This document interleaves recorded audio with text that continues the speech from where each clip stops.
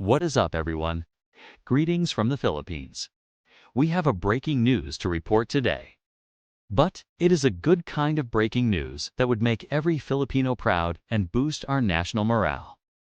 We have confirmed reports that supplies have reached the Second Thomas Shoal Outpost.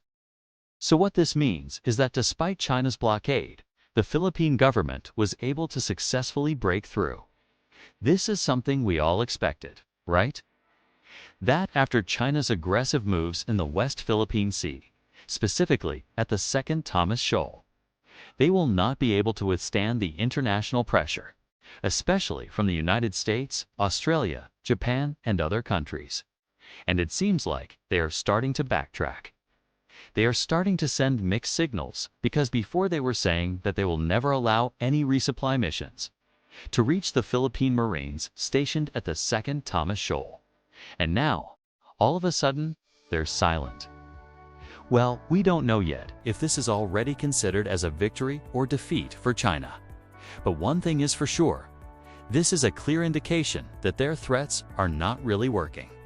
So let us first start with the most recent update from Rappler. It says that the Philippine Coast Guard has confirmed that resupply mission for the troops in Second Thomas Shoal has arrived. The Philippine Coast Guard said in a statement that 2 boats left Zambales on Wednesday afternoon, August.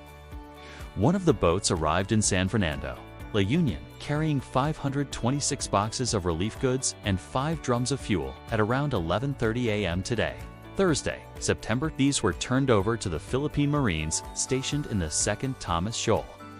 The Philippine Coast Guard did not say how many people were in the boat, nor did it provide more details about the supplies. But the Coast Guard earlier said that 50 Coast Guard personnel will be conducting the resupply mission. So that might mean the number of people who arrived is around that amount, right? Anyway, this is a developing story. If we get more information, I'll make sure to update you guys. But if you want to see the full article, you can find the link in the description box below. Let us continue with the previous videos related to this topic, so that you will better understand what is currently happening. Because there are some interesting events that transpired since last week. The first thing we need to look at is the Philippine Navy's landing ship, the BRP Sierra Madre, that grounded itself in the shoal back in 1999. There are a lot of stories surrounding the ship, but it appears that it played a significant role in establishing a permanent military presence in the region. Reports also say that the BRP Sierra Madre, which ran aground near Second Thomas Shoal in 1999, still sits in the area.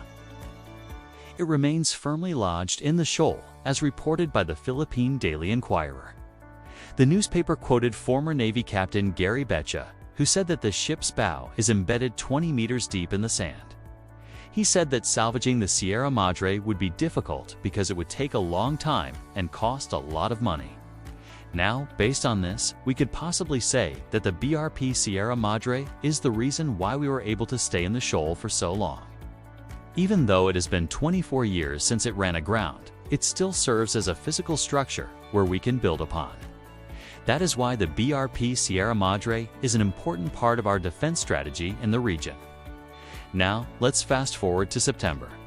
On this day, 2 boats carrying supplies and fuel for the troops stationed at Second Thomas Shoal departed from Olongapo City, which is in Zambales. It was reported that the Philippine Coast Guard is set to conduct a resupply mission for the troops, amid the ongoing blockade imposed by China.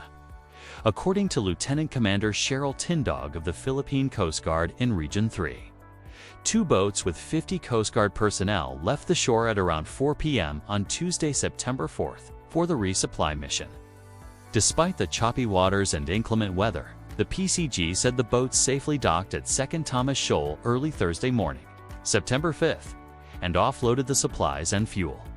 The Philippine Coast Guard did not disclose what type of supplies and fuel were brought in, but said that the mission was successful. This statement clearly shows that the Philippine Coast Guard has successfully broken through the blockade imposed by China. Now, if we go back to the first news that I showed you, it turns out that China hasn't issued any statements regarding the incident.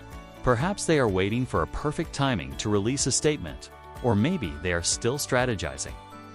We don't know what's going on inside their heads, but I guess the best way to find out is to wait for their statement and analyze it. But based on the responses of Chinese diplomats, they tend to shift the blame on the United States for escalating the situation.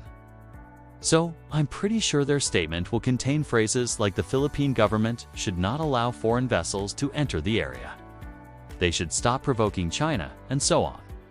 Anyway, while waiting for China's statement, we can take a look at this map that shows the extent of China's encroachment into the shoal.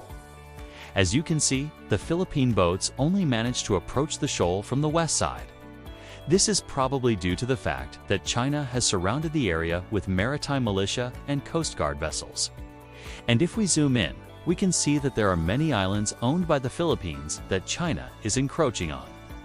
And if we take a look at another map released by the Philippine government, we can see the allies that supports the Philippines' claim in the West Philippine Sea.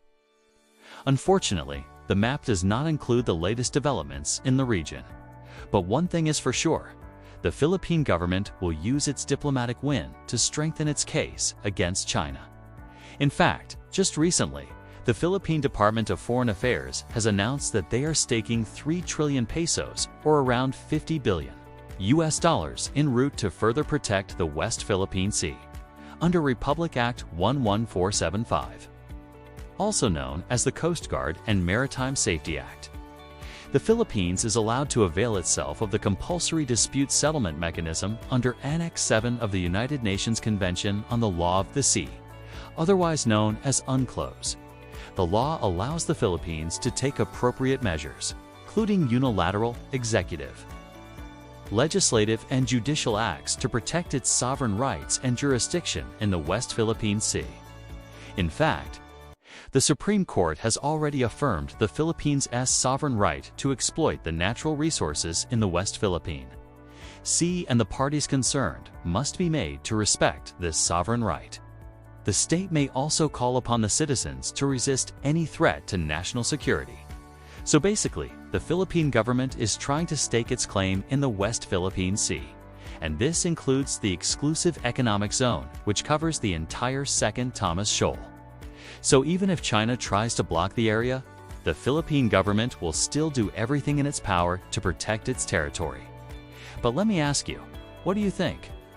Is this a clear victory for the Philippines, or is this a mixture of diplomatic win and defiance? Or do you think this is a total defeat for the Philippines? And by the way, I'm not asking for your opinion on whether or not the Philippine government is doing the right thing, because I personally believe they are. What I'm trying to ask is what you think based on your own knowledge about diplomacy and international relations. Of course, feel free to comment down below if you have other opinions.